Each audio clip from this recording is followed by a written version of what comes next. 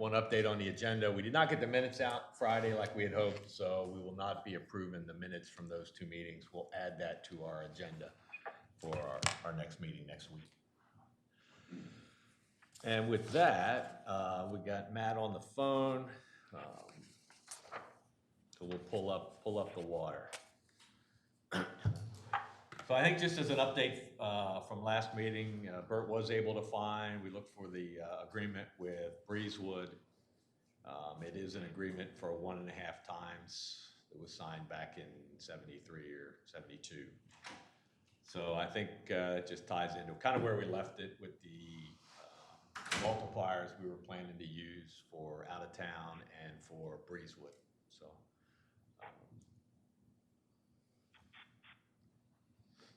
I didn't see, my quick read of that would indicate it's, assuming that agreement hadn't been amended, that's the rate that has to be charged. Same. I came to the same conclusion. Okay, yeah, so.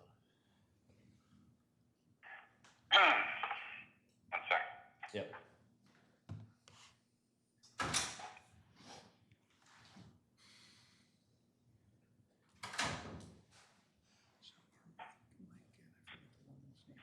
That board. Yeah.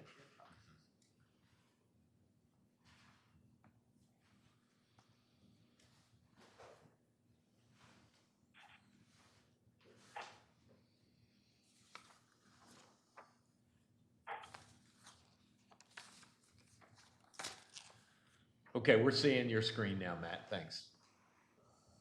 Yep, no problem.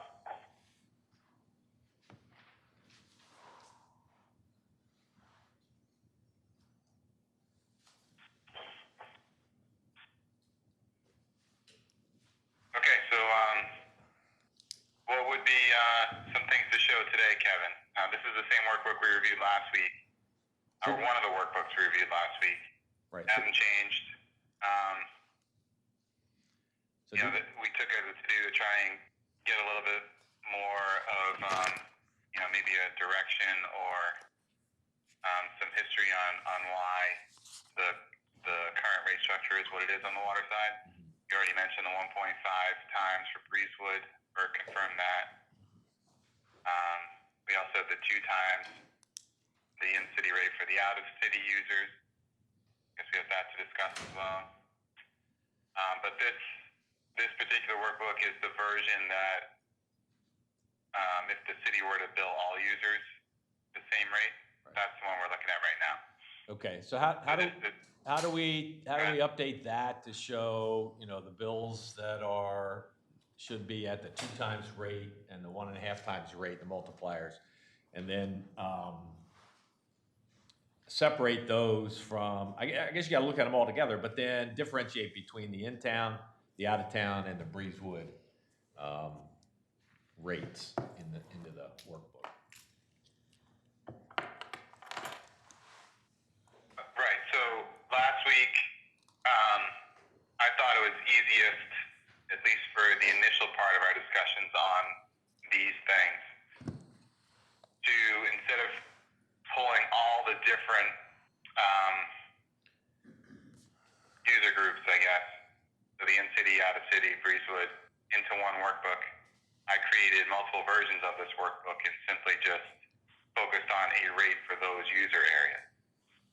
So I have a workbook that represents the in-city users. I have a workbook that represents the out-of-city users. I have the workbook that represents the Breezewood city users. Sorry, not the Breezewood city, Breezewood area users.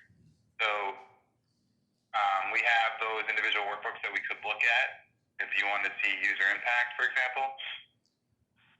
If you wanted to see what the rates might look like, we can look at those as well.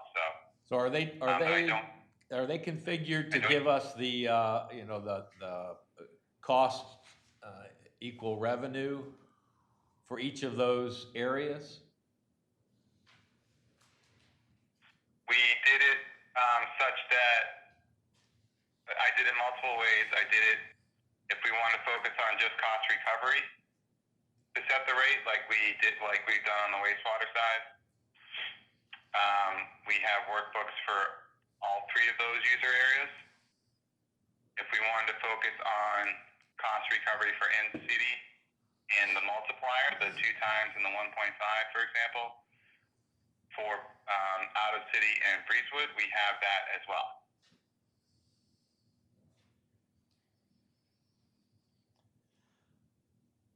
I don't know, what would folks, how you want to try to approach it? Do you want to look at them individually, or? I would think so. Can we just back up, just kind of bring me up to speed? Because again, I've been away from this for 6 weeks or more. And you guys developed the water, I think while I was gone, in terms of how you're gonna allocate peak and non-peak.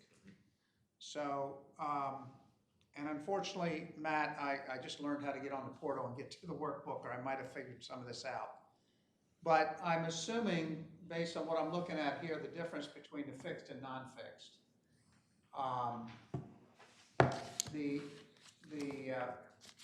fixed is basically what we would kind of relate to what before was our non-peak, whereas the non-fixed, which varies depending on some factors, is related more to the peak. Let me stop there and make sure my understanding is correct. That's correct. Okay. Well, also the fixed is also represents a year-round operation, not just non-peak. Right, right. And I think that from what a little bit I heard last time, about since right now the way this is set up, we're not having a peak and non-peak. Although peak and non-peak is built into these numbers. But I think the thing I'm still having trouble wrapping my brain around is when you look at fixed and non-fixed, I'm looking right now at your option 1 2-year period for fiscal year 2020 and 2021. The predominant factor there in terms of what makes up the total rate is fixed, $5.11 versus 49 cents. So it's almost like a 10-to-1 differential. Well, you have 11.1% difference from variable. Yeah. So I think what's hard for me and probably others to relate to is if you look at the current peak and non-peak rates, and again, I have not factored in the new 30%, but I was just looking on the website at what it has been. The peak is 310 per thousand, and the non-peak, from what I'm reading for water, is 210. So the peak is roughly 50% higher, or another way to look at it, it's roughly 60% of the total. And here it's maybe only 10%, but maybe I'm mixing apples and oranges. So help me out. Am I mixing apples and oranges, or have we through our machinations shifted it that much?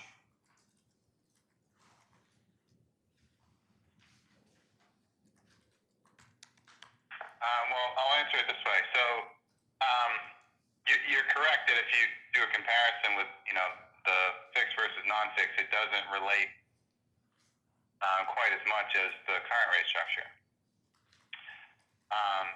But we didn't go into this with the mindset that it had to be similar to what is the current rate structure.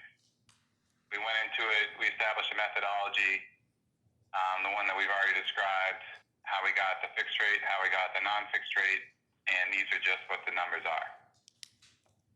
I don't think at any point, at least I'm just vaguely recalling, that we discussed trying to keep these rates a similar ratio to what the current rate structure is.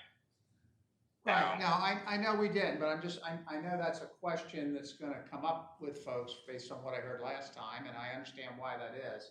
I think one difference may be is that these rates, that the total rate you have here is the rate that's charged year-round, whereas in the current system, the peak rate is only charged for 6 months, and so that by charging the total rate year-round and basing a portion of that on the peak users are gonna pick up more than they were before because they were really only picking it up for 6 months, although it's the 6 months that they're probably the highest. But now they're gonna pick it up over 12 months. But of course, if they're a peak user who isn't open year-round or isn't using the same amount of water year-round, that other 6 months, if they're paying the peak rate, isn't gonna be as much. So that's kind of where I am on this. Tell me if I'm mixed up, because this is dense stuff.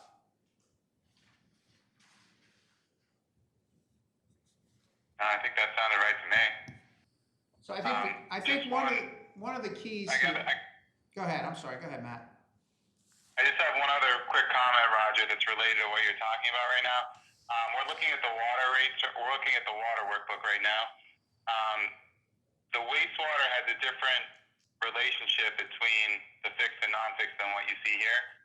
And the real reason why is because through the work that the city did with GHD in discussing this recently, when considering our fixed non-fixed concept, capital costs were determined to be more non-fixed than what we have here for the capital piece. For water, I think we have everything in fixed for capital. I'm doing this from memory.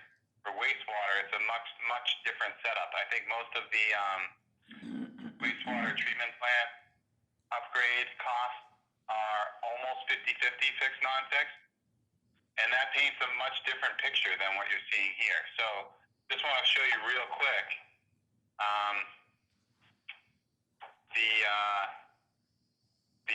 the rates for wastewater, just so you can look at it, because it does show things a little bit different. So hopefully you're seeing this now. This is the wastewater workbook. Did you see me just change tabs there? Yep. Okay. So in year one, it's a somewhat similar relationship, though. Look what happens when you get out to year 5 in this analysis. It's much different. So And that reflects those projects on the wastewater treatment plant out in that period, right? That have to be recovered. Correct. My point really is that we use the same methodology, and the relationship between fixed and non-fixed is much different on the wastewater side than it is on the water side because of those capital projects. Right, and again, I'm saying this just to clarify my own understanding, but maybe just to make sure everybody else is following along, or to get all of us get corrected. And so the difference that I just pointed out, and it's not really an apples to apples comparison, I realize, but what probably is troubling folks, including me a little bit, is looking at the water. We seem to have a bigger differential under the current rates for peak and non-peak versus this proposal. And what I would say to that, from what I followed in this process, is, first of all, I don't think we know exactly how the old rates were developed, what the basis was. And if the old rates were based on some capital work that had to be done at that time, whether it's new wells or new transmission mains, whatever it was, maybe it was just somebody saying we think it ought to be X, that doesn't necessarily mean that the prior method and the prior rates were what I would call equitable and transparent. And that's what, at least from my perspective, I think other members of the committee have been trying to do, is to try to have some reality check on what are the actual costs going forward, current and going forward, both in terms of capital and O&M, and how should we assign those. So the way they were assigned in the past may have been based on projects that had to be done at that time and paid for. We now have a new agenda, a new set of costs, especially on the wastewater side. I think what you're saying here, and I guess I haven't seen the underlying numbers, but it seems like GHD is saying, GHD in the city is saying, we don't have that much water expenditure coming up, new expenditure coming up in the future. So really, the main expenditure is the O&M, just taking care of the system, pumping the water, chlorinating it, distributing it, changing out water meter, whatever it is. And so I take it, and I missed this piece of it while I was away, I take it that you've gone back to GHD or somebody and said, okay, how much of this O&M is related to flow and how much of it is sort of irrespective of flow, but based on the kind of system we have today? And what is it gonna take to just maintain that system? So let me stop there. And maybe Kevin, this is for you to respond to. Yeah. So I think you're trying, are you gonna pull up the water table? Yeah, so I was gonna quickly show some data that is related to what Roger's speaking about at the moment. There's a lot here.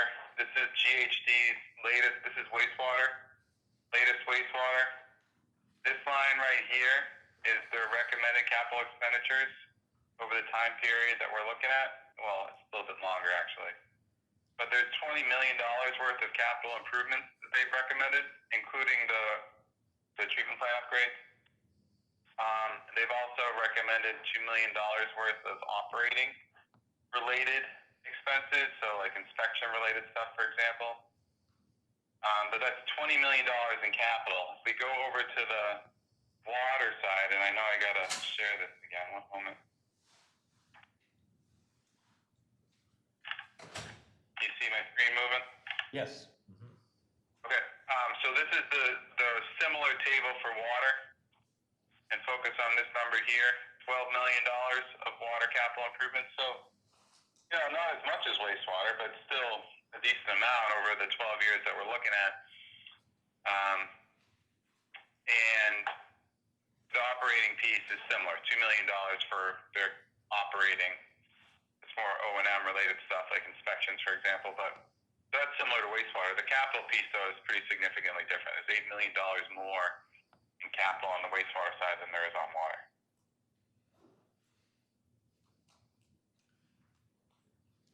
So Matt, can you go back to the screen you had on the water that I was alluding to the numbers? And maybe we look out into the years when some of those capital expenditures are going to occur and we have to recover those funds. You want to see the water side or the wastewater side? I'm sorry, Roger. Water side, the very first chart you had up.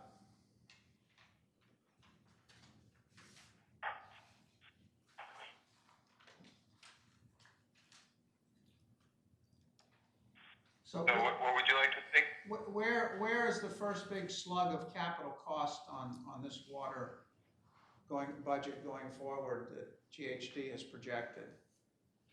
I'm just going to go back to that table for a second. So it's pretty much, once you get out here, you're looking at about $1 million a year, about. Right. Well, it's really about $1 million almost every year. It's just a little bit heavier in the beginning part. But when you look at 21 to 22, that's about double right there. So why don't we focus on 22? Yeah.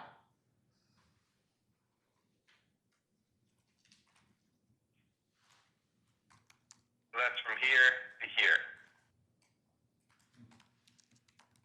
5 cents.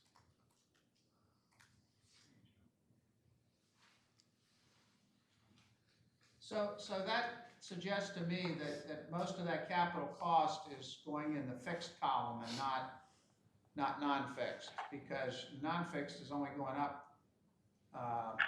And if I recall, most of those projects are tied in with, the meter replacement program, I think, which is $400,000 or $500,000 a year kind of bogey.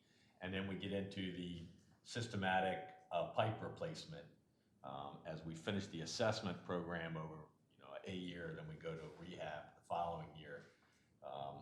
That seems to be a pretty constant kind of program, at least in the CIP, as we've laid it out in the CIP. So these aren't increases in size or capacity. These are just replacements, renewals Right. of the existing system, which the existing system has already been paid off, right? There's no amortization or. I think we're still paying off the Lynch well With the treatment debt plant. associated with it. We have debt associated with it, and we're depreciating it. So does that debt figure into here? Yeah, that debt is part of the water and sewer rate, right? Yeah, Matt, you've got they're basically two semi-annual payments of about $173,000 a year. You've got that built into your water costs, right?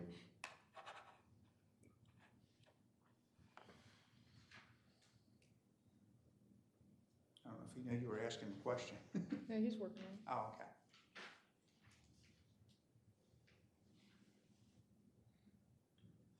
And was that just a replacement on the Lynch well, or was it an enlargement?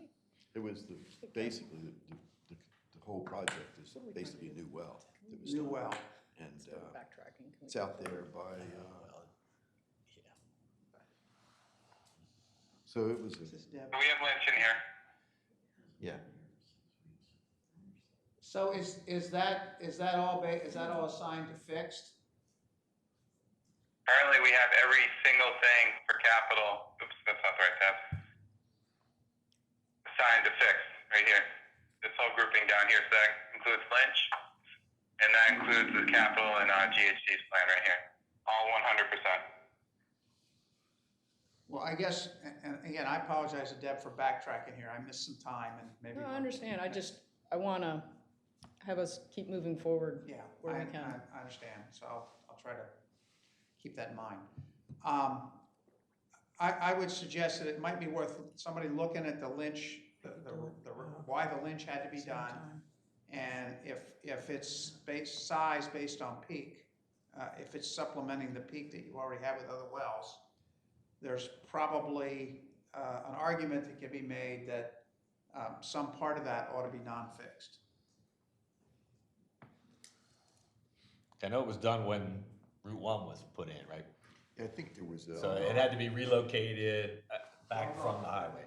UNRC said it had to be moved, Yeah. and I understand I told you incorrectly, but it's down on Glade Road on the left, I believe, that the new well was installed down there. It's supposed to be paid for, reimbursed by the state, but I don't know that. If it was just replacing capacity that you already had, then I think it seemed to me to be fair to keep it in the fixed. But if part of it, if it was either being enlarged or part of it was due to, to serve peak needs, Yeah, that's not my understanding. It was just relocated because of the highway and then when Route 1 was expanded, then it became too close to Route 1. okay. The one other thing, and this relates to last time, and then we'll go forward, is I know there were questions and about whether the costs that are incurred, let's say in the peak season. I know on chemicals and things like that, we can track that pretty closely and assign that. I think labor may be a harder one to figure out, and I guess you don't put new people on in the summer like you do police or meter maids. Yeah. But then the question still comes up, are you having more people employed year-round because of the larger size of the facility? In other words, if you had a facility that was the size to handle the non-peak flow, instead of having, I'll just pick an arbitrary number, 15 employees, you might have 10. I know it's not all proportional, I'm sure of that, but the question is, would you have fewer? And I don't know how you answer that. You'd have to ask GHD, I guess, or somebody who had experience in a plant that was the size of the non-peak flow. Well, here's one thing, there are only, about 6 or 7 employees in the water department. 8 in water, 8. How many in wastewater? 13. Yeah. So it's a bigger factor potentially in wastewater. So, I guess what I'm saying is, are those guys busier in the summertime? Well, they might be busier going to individual households, checking meters and stuff, but in the wintertime, they've been working on projects like installing new PVC water lines on the streets. So, I don't think they're sitting around. I think, Yeah, I agree with that. But what are we also talking about as far as order of magnitude here? So, are we talking it's going to switch fixed to non-fixed by a factor of 10, or are we talking about a factor of 1.5? Because I don't know that from an order of magnitude, you know, it's significant for us to be down in these weeds at this point. Well, here, that's the right question. And here would be my thought about that is, we have roughly 2 million gallons a day in the summer, as I recall. Does that sound right? And that includes, I guess, the county and Henlopen Acres, Dewey and Henlopen Acres, and everything, in and around 2 million gallons Well, a day. on the sewer side. Yeah, on sewer, let's talk about sewer, because that's where the bigger factor is. And let's say in the winter, what do we have? 500,000 or under? Up to 1, but less than 1. Okay, so at least a 2 to 1 difference there. So the question would be, I think, it just needs to be asked of somebody so we have a basis. If we had a 1 million gallon a day plant instead of well, I guess we got almost a 4 million gallon capacity, would we have currently fewer employees? In other words, somebody makes the point, instead of 2 oxidation ditches, you have 1, or whatever the units, the duplicate units are there. Would you have fewer employees? I don't know the answer to that. Maybe not. Maybe you still need, because a lot is mechanized or automated today. That's not the reason. Or maybe you need the people because of the collection system that needs to be maintained. So I just think that question needs to be asked. We can't answer that today, but before we lock in on fixed and non-fixed, I'd suggest we ask that question of the experts. And that does get to the question that I asked at the end of the last meeting, which was if Bert and Kevin could take another look at the fixed, non-fixed and see if there were any recommendations to make any changes. Well, and the question Roger asked, I think it's a good one because as a percentage of the total operating cost, labor is significant. Yeah, exactly. And because you not only have the base labor, you've got the overhead and all that that goes with exactly, it. yeah. Okay, let's move on. And let me, So, go ahead. before we move on, just let me say that, Roger, the question that you brought up in the beginning in terms of understanding the fixed and non-fixed pieces of the rate, I just want to emphasize, gets at the point of the main question that was coming from members of the public who were here last time, saying, gee, we've currently got a peak and a non-peak rate, and now we've lost the peak and the non-peak. The understanding of how the peak and non-peak work into this rate structure, and they're kind of in some ways labeled fixed and non-fixed, but it's not as simple as a one-to-one correlation. That understanding that is key to public buy-in of this rate structure. And so being able to explain that and understand that completely and do the 30-second elevator speech to explain it is going to be crucial. Well, the way I'm taking away right now is, a portion of the total rate per 1,000 gallons is fixed. So that's more related to your non-peak. Whereas the non-fixed, which is based on variable cost, is more related to your peak. Now, it's not quite as simple as that because you're applying it year-round, whereas before it was partial year for peak. So And that's where people are going to get lost. yeah, that's where it gets complicated. Well, I think that the way I look at the non-peak, and correct me if you don't think it's right, but the peak is that's really the incremental cost, the additional cost. Mm-hmm. Okay. Which is the same as non-fixed, because those are costs that are gonna vary because of the quantity of sewage going, through the plant, or alternatively, the quantity of water having to be supplied. So it may be helpful in any of this material that we either have an explanation of that as a sidebar, or we make a more complicated heading that correlates fixed and non-fixed to what they consist of. Well, so that we don't lose people at that change in definition. well, I think you kind of triggers a thought that I had the other day, and I think that the only way we're going to be able to explain this to somebody who hasn't been attending all these meetings is to have a fairly concise narrative, maybe a 1 or 1.5 pager, that kind of describes the process that we're going through, because otherwise nobody's going to. It's such a drastic change that people may reject it without really fully understanding it. I think that narrative comes into play. I think you gotta put it in words for them about what we're doing. Well, I think you also gotta put it in numbers. You've gotta show Well, yeah. for a year-round user, what the current, well, I guess you got the old system, the current system based on the 30%, and then the system based on this. And I think when you show different size accounts and what the numbers difference are, people will see that the year-round, average user is paying a lot less than the peak users. That doesn't come out necessarily in a narrative or in these charts, but when you see the actual rates. And that doesn't mean the rates are gonna be as differential as they are now. I don't, Matt, you were working on that. Have you done some of that, that you could show us today? You're referring to, well, we have individual users that we can show. He has those. We've carried those all along. So I can show you those if you want to see those.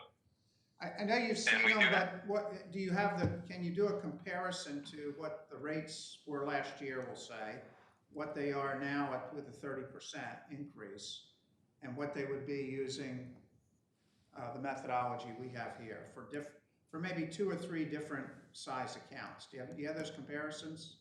Sewer only, yeah.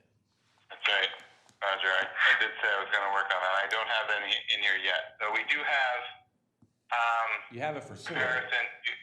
We have a comparison to the current rates. We have a comparison of the current rate structure to the calculated rates that we have in these workbooks that we could look at now. I have not yet added that third piece, which is the increase that has been shared with the users. So we're just calling that the interim rate. Interim rate. So I don't have that yet. I apologize. I forgot I need to do that. Well, I don't want to get ahead of things, but at some point in this meeting, I think it'll be useful to look at that. I don't know if people want to do that now, or I kind of got us off track a little bit, or backtrack, but what do you want to do? Do you want to look at that now, or later in the meeting? Well, let's do it now while we're thinking of it. So you can kind of pull up those, the 8 example. Okay. And do you want to see it on wastewater or on water? I think at this point, unless you have one where it's broken out the various multipliers, I don't know looking at one on the water side is all that informative. But maybe I don't understand the various workbooks on the water side. Right.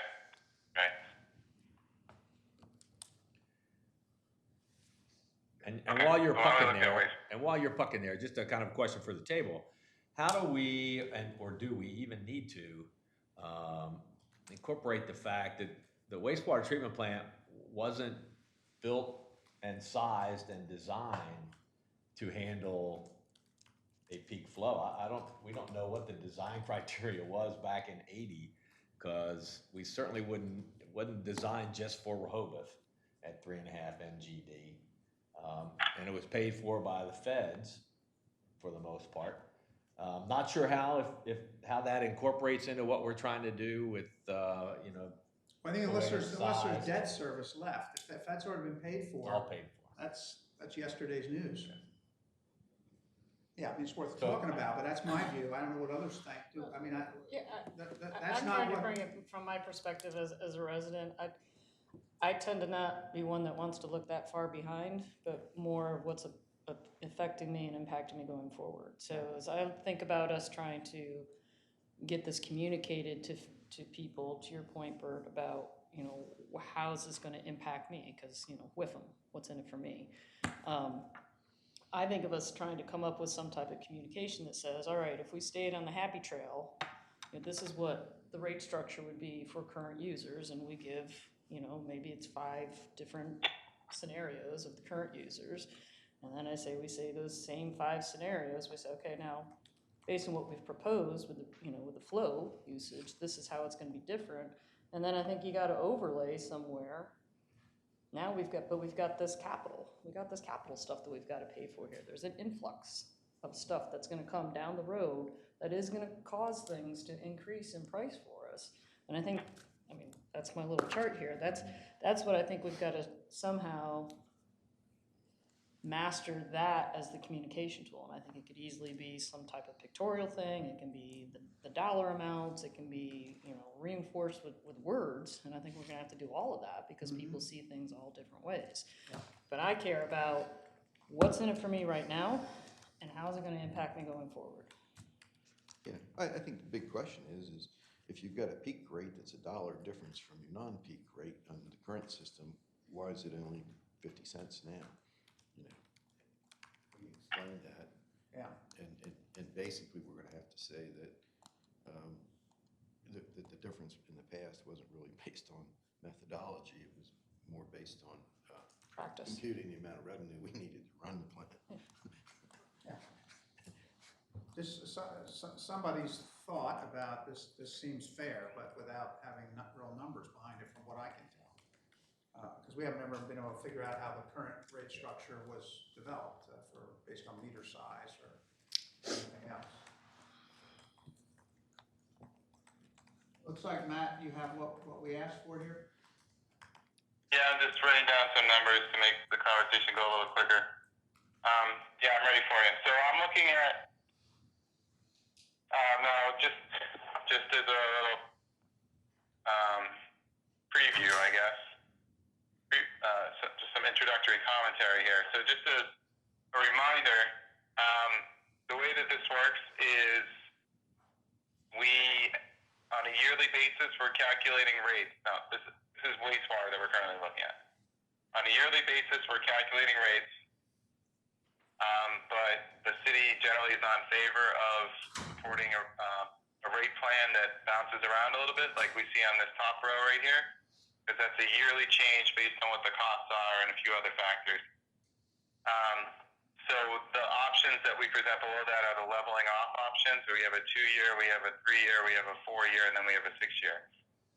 Generally, the group has leaned towards the 4-year option, which is option 3. So I'm going to show option 3 as we look at these graphs. Okay? So this is example 1, small residential user with 1-inch meter. This particular user has 4,000 gallons yearly. Actually has 2 bills with zero usage. The current bill, the bill with the current rate structure, not the interim rate. So I guess it's actually going back to last year's rate, right? Last year's rate, $106 yearly. So if we look at the new structure, it goes up to about 196 in the first 4 years, and then 246 after that. 246 more? Total, Total. And this is water. wastewater. Wastewater. And Matt, this is in addition to the administrative charge or base charge that you've been talking about? That's total. Oh, this is It's total. inclusive. This includes both, okay. Yeah, so it includes everything. It includes the ready to serve and the flow-based charges. Same thing on the blue line, which is I keep saying the current, but the current situation. That includes the meter-related charge as well. So current structure 106, then it goes to 196, and about a $90 increase, and then 246, which would be a $50 increase over the 196. Matt, just to clarify, the blue line represents no change in the rate structure over the whole period of time. In other words, no changes that one would make under the current format. It's just current amount carried forward. Right. It's only comparing the orange so you can relate it to the blue. The blue represents The blue line does not change because there's no point in forecasting what the increase might be under current conditions, because that's not where anything's Right, going. it doesn't take into account the expenditures that we have coming up. Right. Right. So it's, That's why it's a flat line. right. Yeah. It Yeah, won't, it won't it's just a cover our line. bills. I, Yeah, you're right. I There's been no understand that, but I analysis want on to make what sure the to point rate that out. might be Okay. that's similar to the current stuff. Is the blue line? And then the other piece that you would the add blue- would be whatever the 60% increase that went into effect 1 April. The blue line Would show just, another straight line. just straight represents across. if we stayed status quo and nothing changed, but it doesn't take into account the infrastructure enhancements that need to be carried But that forward. represents the cost from the previous year, not with the 60%. Correct. Correct. Okay, so we don't have any representation of 60%. Correct, and as we were just saying, that what the add would be a straight line across, adding 60% to the blue line. So instead of 200 and whatever, it's, 310 or whatever it would be. So it moves it So up. you can add that fairly easily. It moves the blue line up in the vicinity of the top line. Right. We'll take the 106 times 1.6. And what's the gallonage on account 52? 4,000 a year, 1,000 per car. 0.022. Hang on. The example one, correct me, Matt, is the 4,000 gallons per year. Example two is 20-ish, I think is the number. 20,000, yes. 20,000 gallons for example two. Can you, Matt, put that on this figure, on each of these, I think? In the header for that Yeah. graph, it'd be very helpful. Yes, it would be. So they're using Sure. five times the volume and paying, And then if you go to 3, I think it's 40,000 gallons a year. Correct. The first one was 4,000 for the whole year, 4,000 per quarter for 2 Year, quarters. Annual. Annual, They're all annual figures. okay. Nobody's using that. I can't I see mean, the, unless they're I- vacant. And then if you go down, scroll down to 3, you'll see kind of what that example 3 looks like. so, well, could you read those figures Must for be the thinking example? And, Must be going out in Yeah, Silver and then Lake taking a 4. bath out there. One bathroom. and Right. what's it, so how that, many gallons are we talking about? so what do you got there, Matt, for 4? 80,000? 4 is 100,000. 100,000.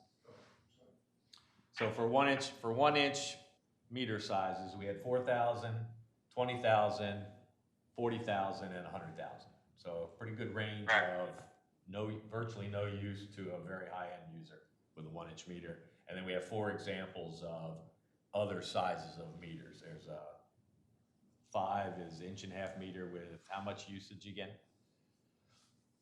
So example 5 has 19,000.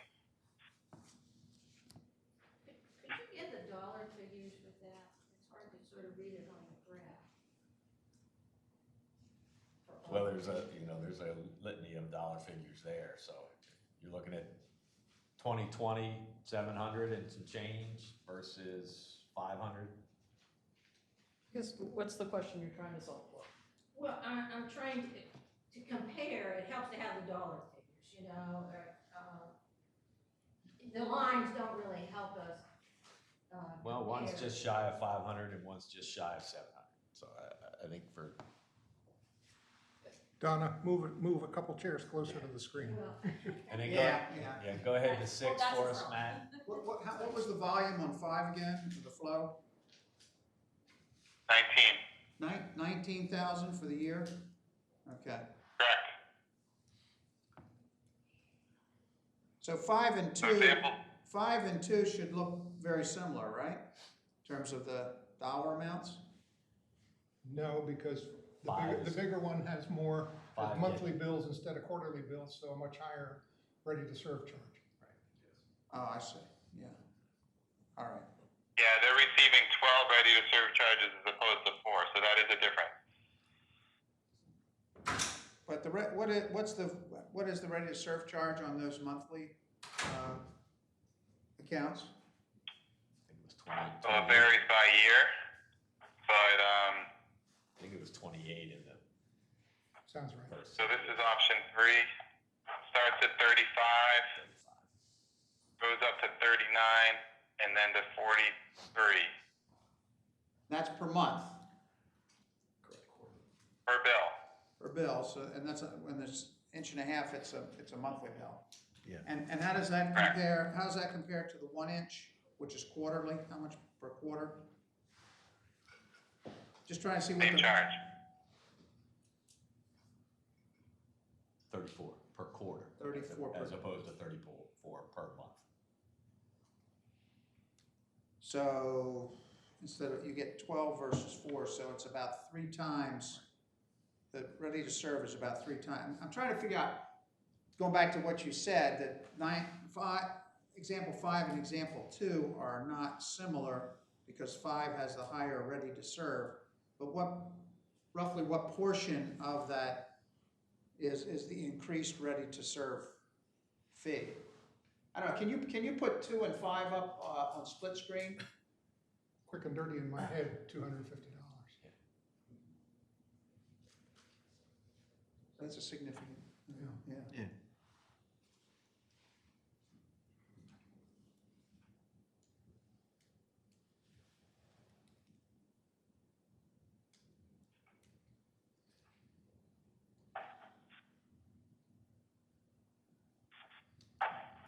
Oh, it's, okay, yep, hang on.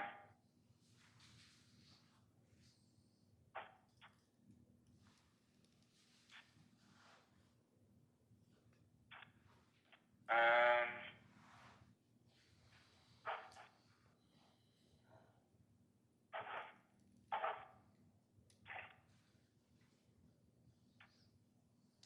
Glad you're doing this, Matt, I could never do that.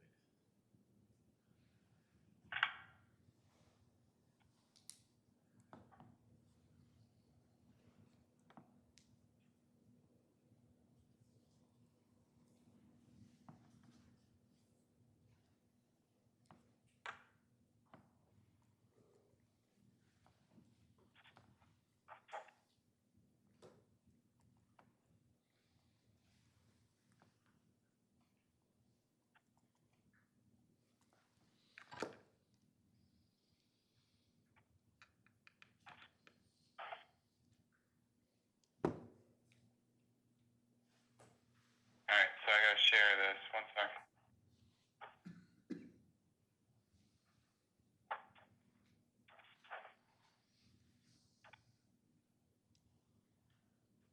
You probably want on the same, so you can look at it side by side. One sec, I'm gonna have to shorten this up, but that should be fine.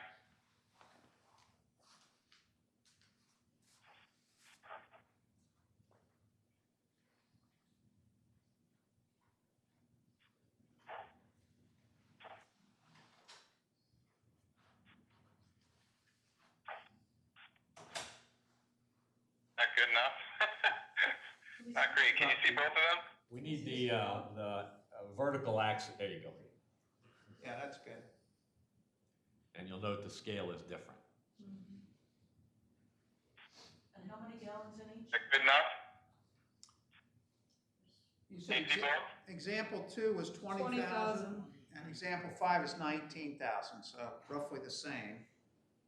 And what we're seeing here is a little over 400 per year for the smaller meter residential.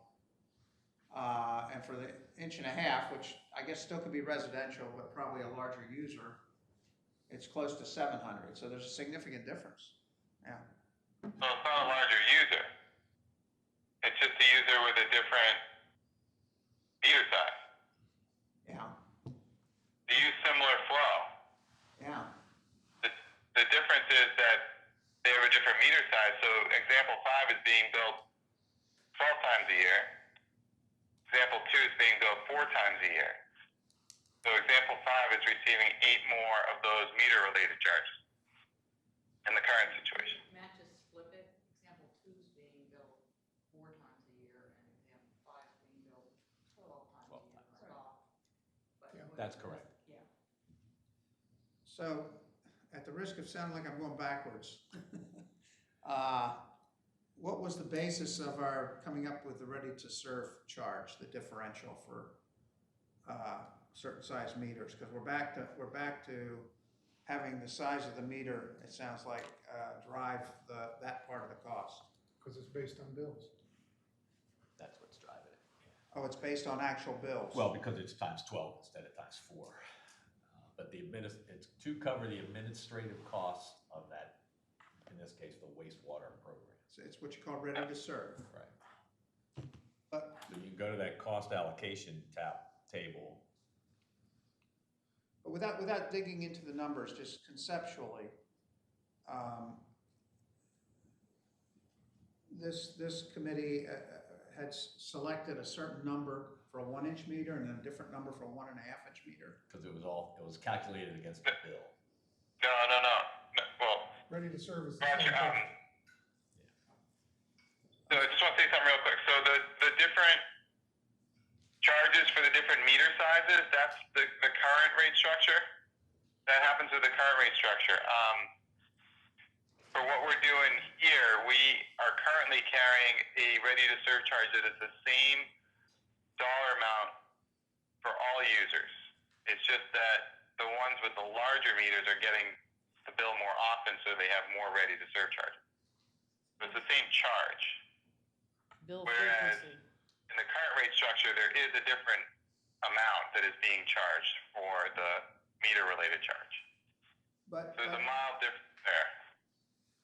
but it still goes back to the basis for the amount of that ready to serve, from what you're saying, Matt, is driven by the size of your meter, not by an actual usage number. Correct. The size of the meter is driving how often they are billed. Right, which because the monthly are being billed 12 times a year versus the quarterly 4 times, they're paying three times the amount, basically, based on meter size. So query whether we're not back to basing it on meter, this differential is really based on meter size, not on any other factor. Am I wrong? Yeah. Well, if you compare the two oranges, that's correct. Yeah. If you compare the two blues, there's a little bit of a difference there because the meter-related charge is less, for example, 2 than it is for example 5. Well, where I get stuck, where am I? There's a $12 meter charge today, for example 2, and it's 15 maybe for the other one. I'll tell you in a second. Let me just, before you take this down, let me just make a comment, make sure I'm on the right logical path I'm not here. gonna take it down. Okay, so if I'm understanding what you just said, the only difference between a little over 400 a year and a little under 700 a year is the fact that one has a 1.5-inch meter and the other has a 1-inch meter. For the blue. No, for the orange. For the oranges, yeah. Plus a That's small. correct. I mean, plus there a might be 1,000 some in flat. differences. Oh yeah, for orange, that's correct. What you just said is absolutely correct. So after our whole premise being that meter size is pretty much irrelevant, at least in certain sizes. I mean, it can be relevant, but who knows? It just could be a historical artifact. We're back to having the meter size basically almost double the charge here. So the question, and I think it's a good point to bring up, but the question is maybe to ask, why are the people with the 1.5 meter being charged monthly? Is that something that could be brought into quarterly? Could all users be billed quarterly regardless of the meter size? I think is the net question. Yeah, that is a good question. I mean, maybe from a cash flow standpoint, I don't know if the city needs it sooner on some of the larger accounts. But it would seem to me that what you need from the meter size should be captured up front when the meter is being installed. If there's a higher output of funding needed for that, you would do it capital up front. cost or a You would cost do it to up front replace it. at the request and not residually year over year. Well, I sent an email out before the meeting, I don't know whether you saw it, Deb, but it kind of addresses, or maybe also asks a question. I had the rates for the water capitalization fees, and,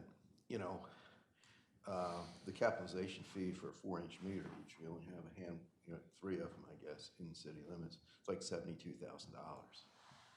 And 3-inch meter, I think, was about 32,000.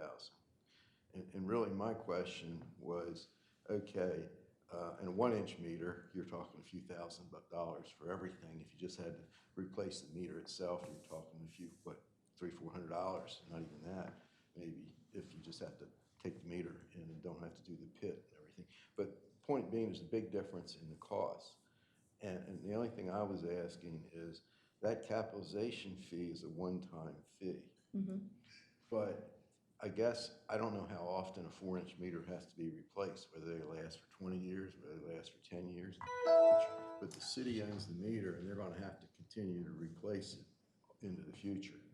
Well, that $72,000 sounds like a lot of money, but yet the cost of the 4-inch meter is substantial. So my only question was, are we covering ourselves? You know, I mean, ideally, we wanted to have a one-rate system, but the one thing I could see is that these larger meter sizes cost more money. And can we capture that? Is our work, should we just forget it, keep it out of the rate study? Or should we incorporate it in there? But, because the question is, does the capitalization fee that you pay, the one-time fee when you build a new property or whatever, is that gonna be enough to cover everything in the future? Because city owns the meters, and they're gonna have to replace that meter, you know, more than one time possibly. Well, it would seem to me, you'd want to be sure that the first time you put it in, your capitalization cost is sufficient. Somebody's probably looked at that. If there is a replacement, is it within the realm of the city code to be able to charge that individual user for the replacement? Because if a 4-inch meter costs, 3 times what a 1-inch meter does, it would seem to me that the larger user ought to pay for that. Well, It shouldn't be spread among the whole system. Yeah, well, that's what I'm saying, is maybe this, though, is separate from this rate calculation. Maybe what we ought to do is just go back and let the water capitalization fees be a separate component, not try to build it into this. But somehow, there's got to be, maybe the code just needs to be changed and the capitalization fee plus another charge to replace the meter. I don't know, maybe.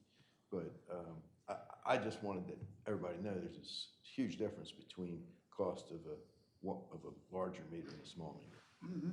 That makes sense.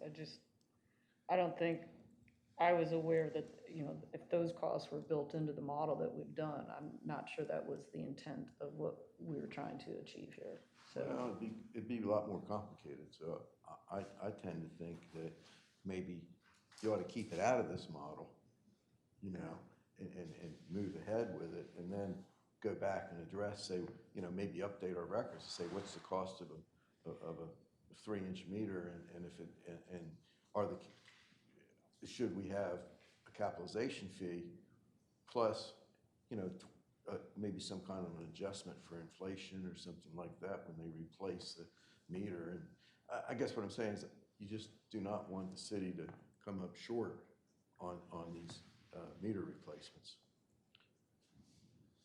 Yeah, I personally don't have a problem if the code will allow it, and administratively you can do it, billing the individual user of that meter for any replacement. I think that's logical.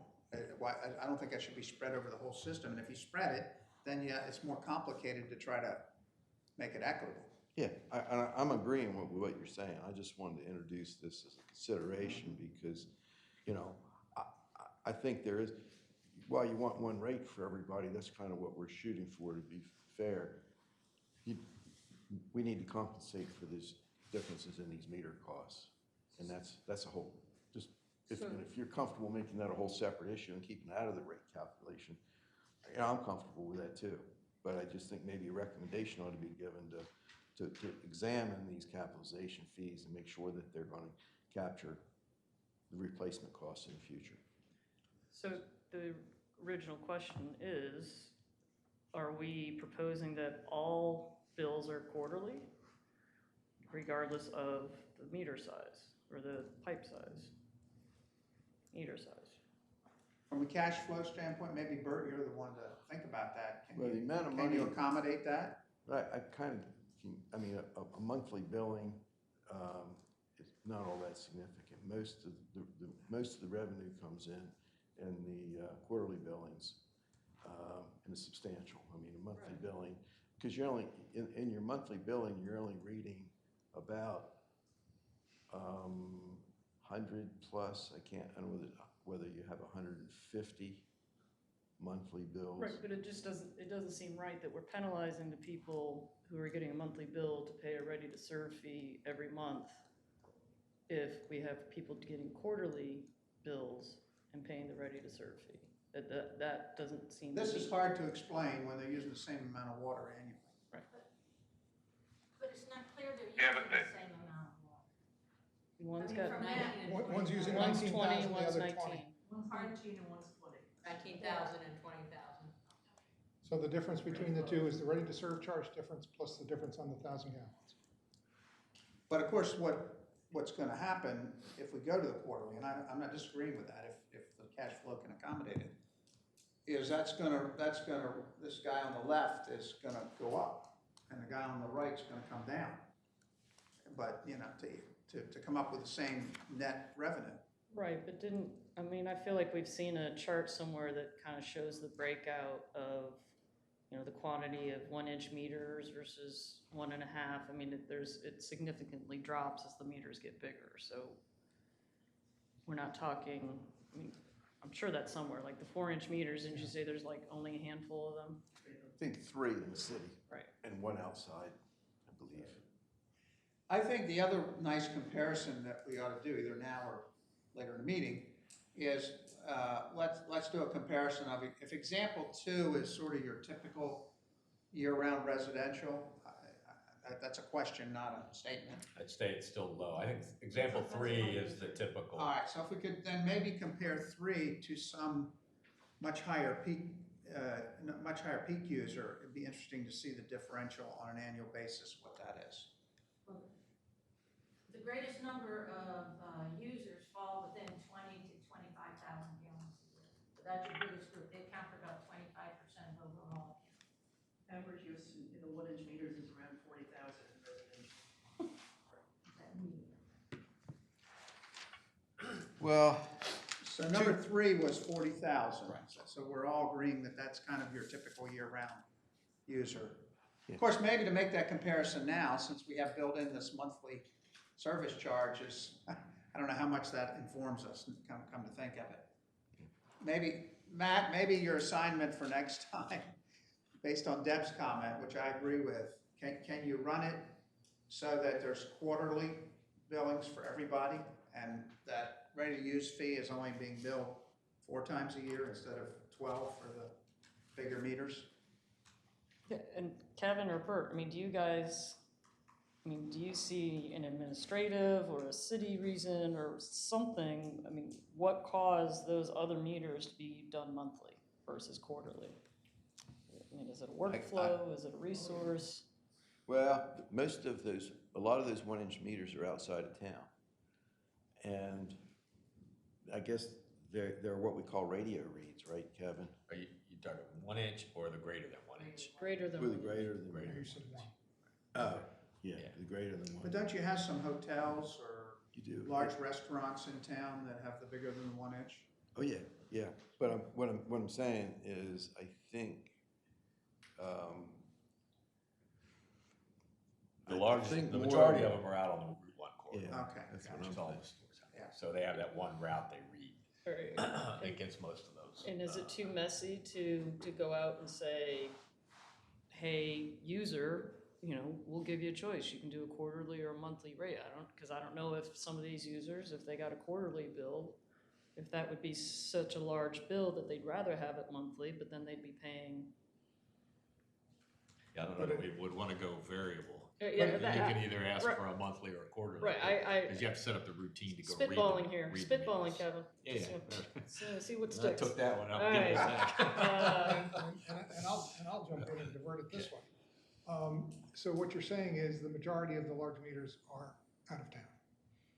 Good, Kevin, you think so? Correct, yeah. So therefore, They're Why not part would- of this rate structure. Why would we want to reduce their costs? Like the Royal Farms. You know, Are we talking, Kevin, like the Royal Farms? Royal and- Farms is in town. Well, Well, there's the that down first too. one right there, isn't that our water? Even the first Royal One at Farms the is just circle. open? The one at the circle. Yeah, but the one No, outside outside town that's by just open, you know, Iron that's Hill. really close, isn't that our water as well? I believe so. Yeah, so, So- I mean, I assume But it's they're, not, but it's not our sewer. Yeah. okay, but So- their water, they would use a lot of water June, July, August, so that could be a significant amount of money. So keep hitting them with a monthly ready-to-serve charge. Why not? Well, plus the fact, you know, one other consideration, may be minor, but I mean, you have turnover out there, and if you're getting your money every month, and all of a sudden, you don't have properties in town, you have a mechanism to collect the money. The mechanism to collect it on out-of-town customers, Out there, they can say, that was the previous guy, that's not me. and I'm closed know up that. and I'm gone. Yeah. Whereas you know, when the guy sells his property in town Rehoboth, we got a mechanism to collect his water bill. It's either he or the, you know, we don't prorate, but I mean, we're gonna collect that water bill. Whereas your commercial customer, he might just, All right, well, so before then, we have Matt go crazy here. I mean, I think we need to understand where the population is of these meters that are greater than 1 inch that are being billed on a monthly basis. If we're I have saying, that for you right here. I love you, Matt. And one of the in-town ones Check is, in town. one of the in-town ones, the big ones, is the 4 inch at the Henlopen Hotel, right? yeah, and I believe that one Virginia has a 4 inch. Is that something you can show, Matt? Because it's not showing. Yep, I'm gonna move it to that other file. They're not gonna notice the difference.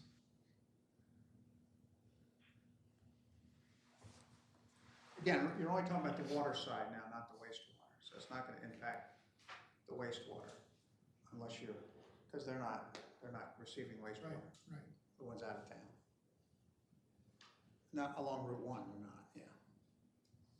And All right. your other out of towners, you're measuring other ways, you know. None of that flow.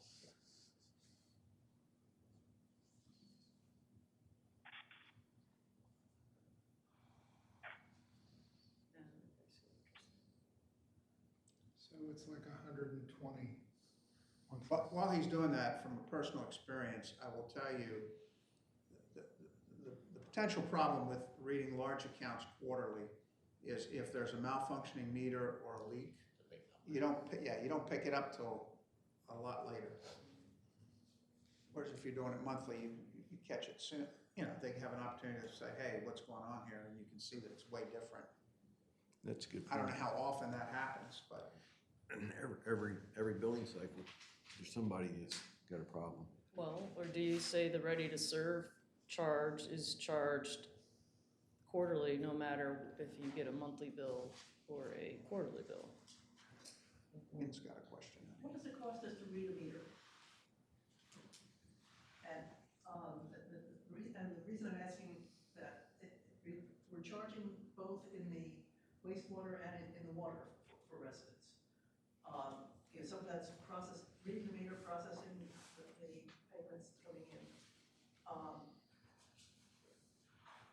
I think the city could make some money by offering a service of alerting people, those of us who are on quarterly bills, if we get, because if it's cheap to read that meter, and just on an exception basis, reported to the consumer, I think a lot of people would pay for that service, and that would be another revenue source.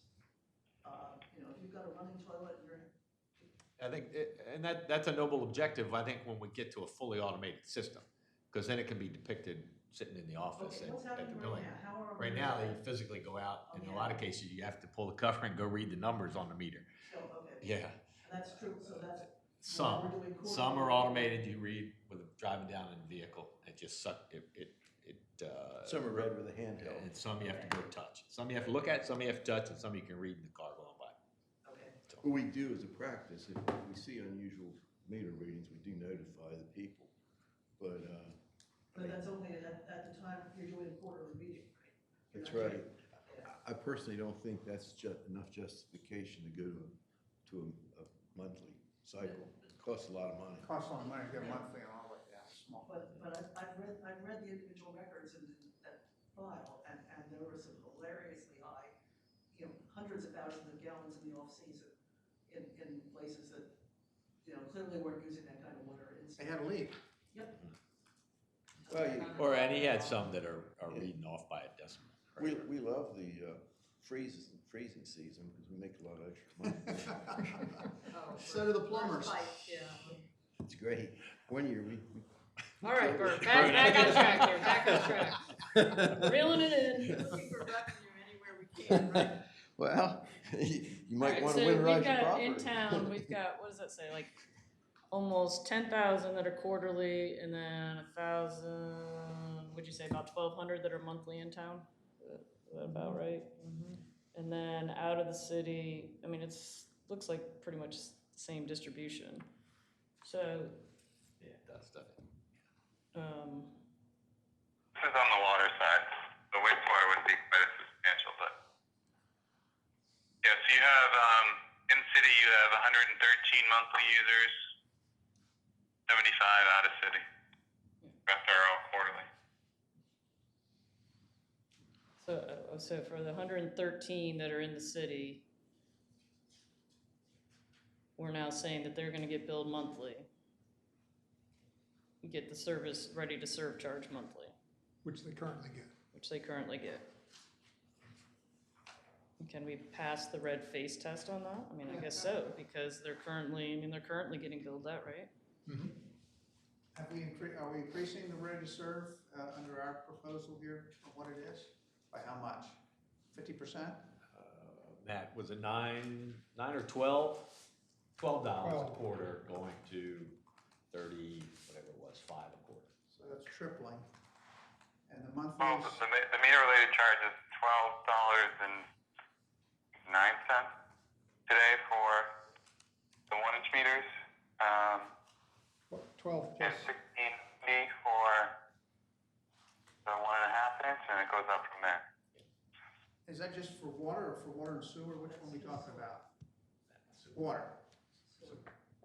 They don't read sewer. That is the wastewater one. The water one I think is different. Water's like 9 I a quarter. can get that for you. but increase each of those by the 60% and 30%. But we're really only talking about out of city for water, right? Because wastewater, the out of city are just lump sum accounts. So Yeah, that's correct. what's the water differential on ready to serve, monthly versus quarterly? On an annual basis? The quarterly charge for water today is $9.50 Sounds for right. 1-inch meters. Yeah. 1.5-inch meters, $13.35. This is 2-inch what's meters, gone to with the 17.15. 30% increase. 3-inch meters, $27.55. And 4-inch meters and more, $104.25. And those larger than 1-inch meters are still, that's per month, correct? Not per quarter. That's my understanding, yeah. And the 1-inch meter is $9.50 per quarter. So the same kind of philosophy we're carrying forward into this one. Is there a separate ready to serve charge for sewer, well, for wastewater, sewer? Yes, each Okay. one's different. So the concept, I think, that Deb has floated, that's worth discussing is, if I understand you correctly, Deb, is that we would still recommend that the city charge the ready to serve on a monthly basis to the out-of-city users larger than 1 inch. Is that, am I? I keep the current practice, out of city, in city, anything over, we'd still keep our monthly process for those that have a meter greater than 1 Are you inch. talking about both in and out of city? But the problem I have with that is at least for the in-city, Okay. as we saw, the 19 versus 20,000, you know, it's almost double, just because you had the, 1.5-inch meter versus the 1-inch meter. And that's, to me, there's an arbitrary factor in there, because just because of the size of meter you have. they mostly commercial users though, the ones who have 1.5 inch or greater in town and out of town? They're not, aren't they almost uniformly for commercial? I think if we go back to like meeting number one, our rationale was that the use of the 1-inch meter between the 1-inch and the 1.5 to differentiate between residential and commercial was not really relevant to us because the 1-inch meters had just completely gotten away from the city with respect to residential commercial because we're putting 1-inch everywhere residential, but there's so many commercials or rental units or all these, a lot of high-end users that using a 1-inch meter. So to make that differentiation seemed irrelevant to us because we weren't issuing meters based upon the type of the facility. So we had made the conscious effort to try to get away from that as the discriminating. However- It has turned us back to, when we tried to come up with an appropriate ready-to-serve fee, it Crept back in. defaulted us right back to the fact of That using part. the meter size to determine the ready-to-serve fee. That's kind of where we were, or that's where we have arrived. Whether or not that's the right place to arrive or not is now the topic of this discussion. But never mind. That's exactly where it goes, back to Yeah. ready-to-serve is based upon your meter size, whereas your flow base is, everything else is gonna be based on how much you use. But So, go ahead. we know that there's vast difference between commercial and residential within the 1-inch meter size. We've got both. The larger than 1-inch size, it's commercial, it's not residential. Yeah, pretty much all, yeah. And therefore, I don't have any particular problem with keeping the ready-to-serve charge monthly. Commercial are different than residential. Get charged more. I second that, I mean, on behalf of the residents, but, you know, that's self-interest. There are a lot of residential users on the larger meters, so the condominiums and all. Are there really? Yeah, but places so- like the Henlopen, but, Yeah, but that's commercial. yeah. Well, that's divided among 100 and some units too. Right, but- It's, It's considered commercial. Sure, sure. But you also have the 1-inch meter in a commercial district that uses hardly any water, and then you've got the 1-inch meter in a 6-bedroom house that uses a lot more. Right, let's not, I don't wanna go back through that If we argument. get We've just in said there, 1-inch, so, there's a mixed usage in 1-inch. But what we're saying is the 1.5 and the 4-inch tends to be commercial. Understand that there's condos, but that's Multifamily. multifamily, And multi-dwelling, it's yeah. divided up among, Right. And we're talking about 113 or so in city that get monthly bills. I think it's too cumbersome to try and divide Yeah, that. so the other option would be to come up with a different type of calculation to determine what that ready-to-serve fee ought to be. So, we selected that because it seemed like a reasonable thing to be able to factually base, objectively base a rate on. The application of that, maybe that's not the right way to go. We can certainly discuss that. Yeah, I mean, the question is whether, if you accept the premise that because you have a larger meter, the system had to be built a little larger for you, whether it's water or sewer. There's some logic there, but it may not be a one-for-one relationship. But if you accept that, then the question is it, just on the example we saw from the 1-inch versus the 1.5-inch, should the rate be basically double? Because you're billing monthly versus quarterly. And I don't have an ox to gore in this. Yeah, nor do I. If I'm in that 1.5-inch and I dig into this, I get a little granular, I have a problem with that. Yeah, like an 8-unit condo building, or those people are gonna have to learn to conserve water quickly if they're gonna be subject to double the rate basically per gallon. Like in a condo building I'm familiar with, the 8 units, like each unit pays between 7 and 15% of like the water bill. It's collective. I'm sure Kevin knows, there's only one. So yeah, those people are gonna have to educate themselves about severe conservation. But this isn't about conservation. This is just the ready-to-serve charge that we're talking about. and we're talking about the existing structure, where those same billing accounts get the same differential amount.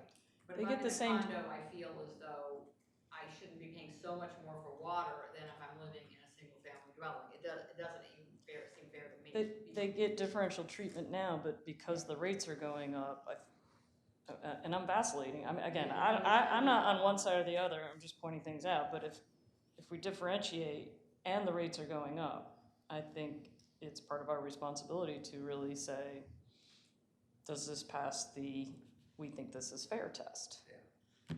And that's been our charge all along. So if we're talking about the 113 units in town, just because they have a larger meter, should they be paying double the ready-to-serve fee? It has nothing to do with flow.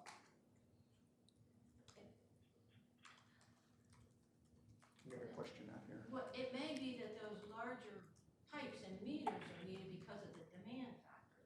If this is happening in condos, and you've got everybody showing up at once, and they all want their water at the same time. So somehow they need a system that'll service all the condos at the same time. So perhaps that's what the rationale for charging more for those meters, because you're supplying more all at once. And that Right. costs Yeah, I don't more think that was that's No, not but the issue. that's still flow. Yeah. So that's still, No, it's there's a not. demand for flow. Right. Well, no, actually, there's a difference between consumption and demand. Like consumption's your overall gallon. No, I understand. But demand, you're talking about intensity, the speed and the amount you can pump out at a short interval. Kevin, do you know of those 113 larger, about 1.5 inch or greater, how many are like condos and how many are like Nicola's Pizza? Do you have any idea? Let me go back to her point, because it's a point worth considering, but I think the reason we haven't gotten into that is because whatever is there in the system now is basically paid for. I'm talking about wastewater primarily. It's paid for, but we are going to go to some upgrades, and we've tried to build into the system the part of the upgrades that are based on peak versus the part that are based on more of a year-round demand or a fixed amount.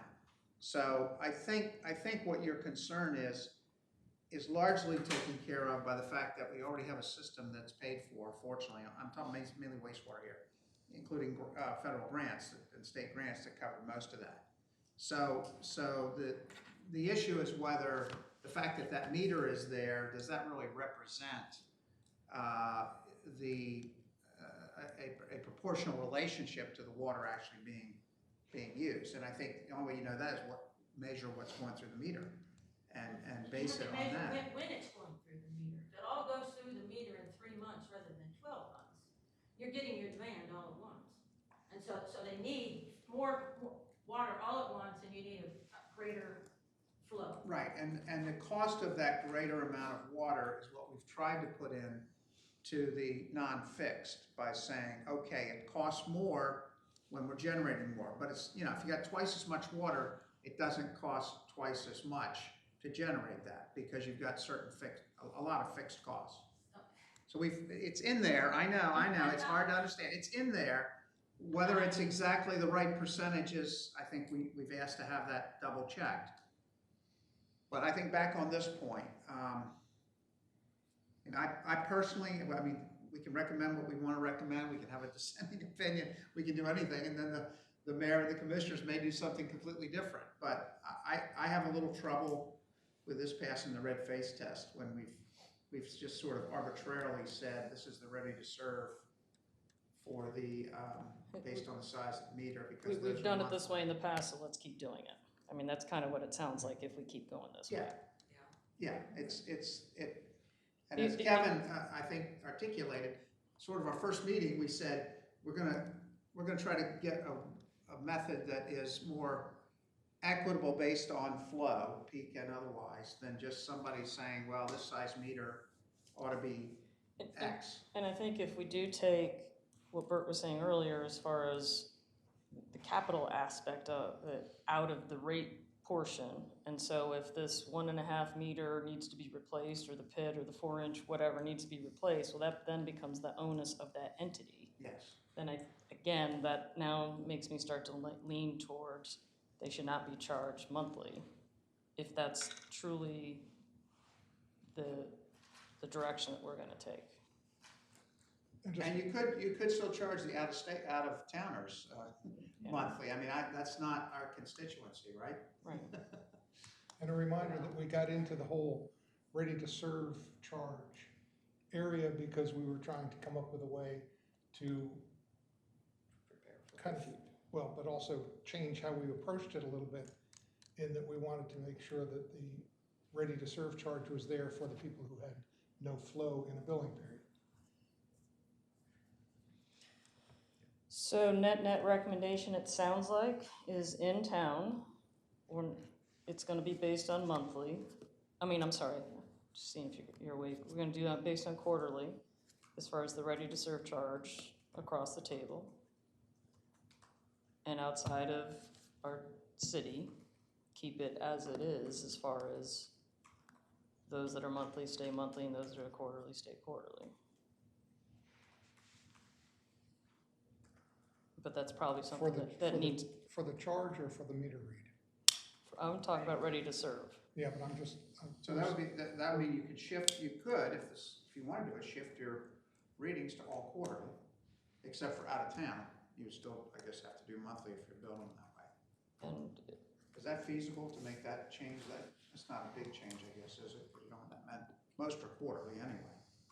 Yeah, most of course. so the impact to the model here, though, would be for Matt to do his magic and redistribute what the dollars would look like, with now the in-town people no longer being quarterly, but no longer being monthly, but being quarterly, to see what impact that has on the overall base.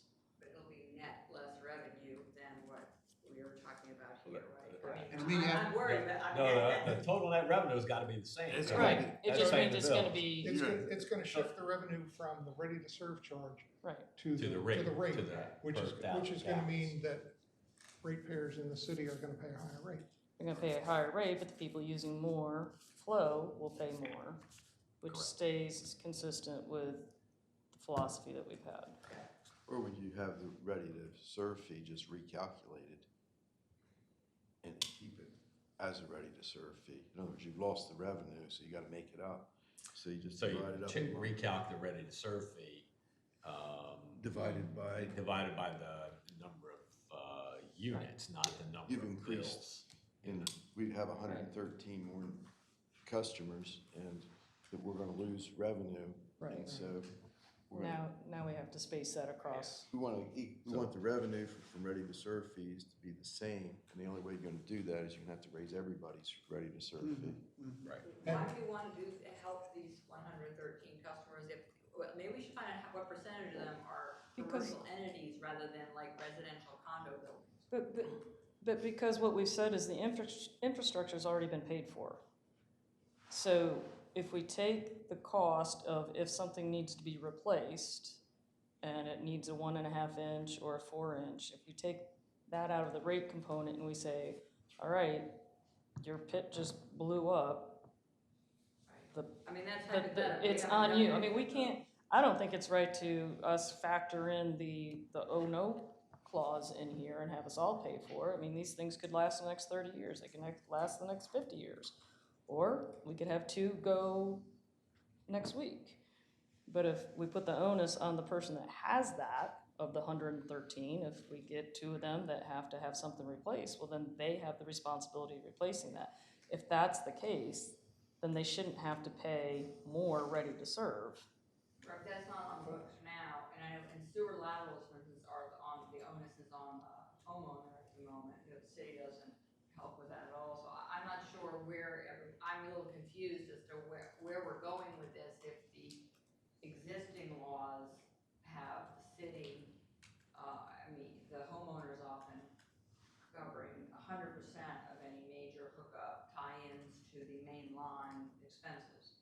Or remind me, I thought you said that currently, if the water meter needs to be replaced, the cost is on the city.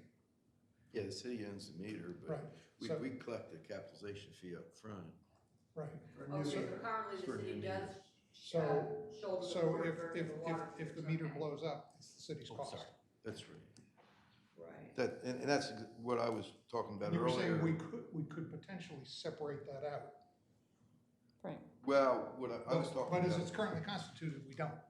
Yeah, well, I was talking about just protecting the city in the event of, you're gonna pay a one-time fee, but you potentially could have multiple replacements over the years, and some of the expensive meters could really result in, Could result a in big cost to the outlay city. to the city that they've only gotten paid for it once, but if they've got to, But if that ready to serve charge for the bigger meters is reduced, then The onus goes back to the user. to the of that. general. well, and what we're talking about is whether to keep that consideration, that capitalization fee and all that as a whole separate piece Right. out of our rate study. Right, so and I'm address just, it differently. I'm just saying, if we go the route that this could potentially lead to, that other discussion needs to be linked. Yeah, That you're That's talking about. part of our overall recommendation. Right, because if we don't, that just kind of leaves us shorting the general rate there. and I think, Roger brought up the first point about how's that gonna impact our cash flow on a monthly basis. And I'm sitting here thinking, well, okay, I've got, these winter months when things are slow, maybe that, $100 and some thousand would be nice to have. But if we put this in perspective, so we're saying 100 and, what were we saying for the water, what their ready to serve charge was on, let's just say on average? Was it like 30, wasn't even that, 34. I think we're spinning You're our, talking in-town in town, meter, by meter size? yeah. All right, so. Let's say what is a 1.5 inch? 1335. So what did we propose it to be?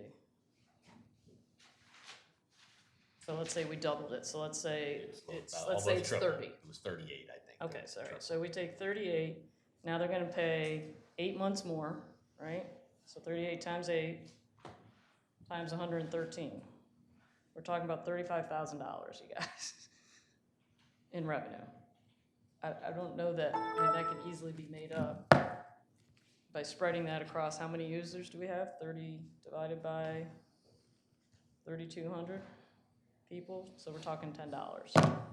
Is that just water you're talking about now? Let's just talk about, that's all we're talking about here is water. So, yeah. That's not a big So deal. $10 It's not a huge deal. divided by quarterly gets us to $2.68 per user, more per quarter, versus doing the monthly. Yeah. And wastewater's a little higher, Right, but probably but- not that much more, So yeah, this is just for water, so we're talking $2.68. per quarter. Everybody has to give up 1 Starbucks, 4 Starbucks a year, and they gotta Well, go. I feel we're driving a little blind here if we have no clue of the 113 1.5 inch water or larger users. What percentage of them are commercial businesses like hotels, and what percentage are? Why does that bother you? Well, because normally the usage at a commercial venture like a hotel, it's busy. and you're at least talking- 8 months of the year. Right, but you're talking usage and flow right now. Well, both, they're sort of. But right, but what we're talking about inextricably- is ready to serve, which has nothing to do with flow. Right, but because of the additional usage by, say, a hotel, because they have guests close to 8 months of the year, the infrastructure near them is likely to get more use and therefore wear out and therefore need more replacement more often than, say, I mean, we happen, as an example, the Gull, where we used to live, a condominium. Most of the year, of the 8 units, only either 1 or 2 are occupied. Okay.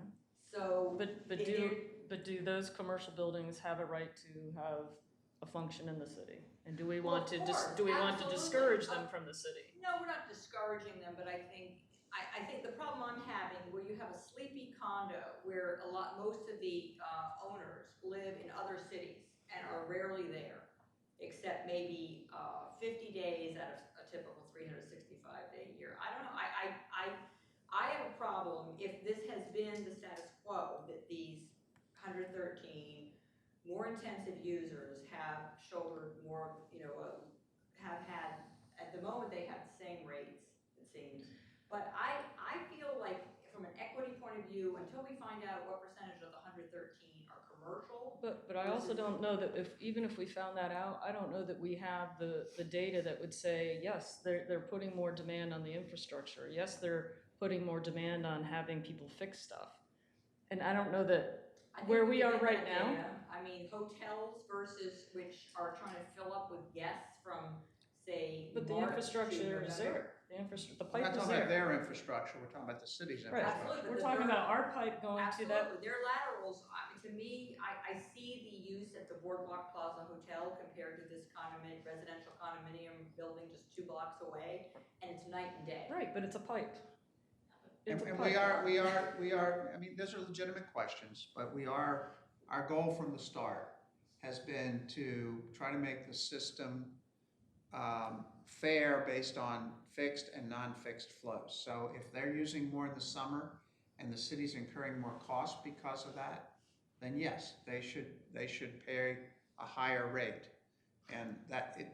Right, what- peak and non-peak rates seem like a great idea anyway, for a lot of reasons, but sure, that's on top of But the how, other issue. the problem we had from the get-go was those numbers were there, but nobody could show us where those numbers came from. And how they were legitimate under today's system. They might have been legitimate when they were established 20 years ago and the city was putting in whatever they were putting in those days. That's paid for, it's there. We now have costs going forward, both operating and capital.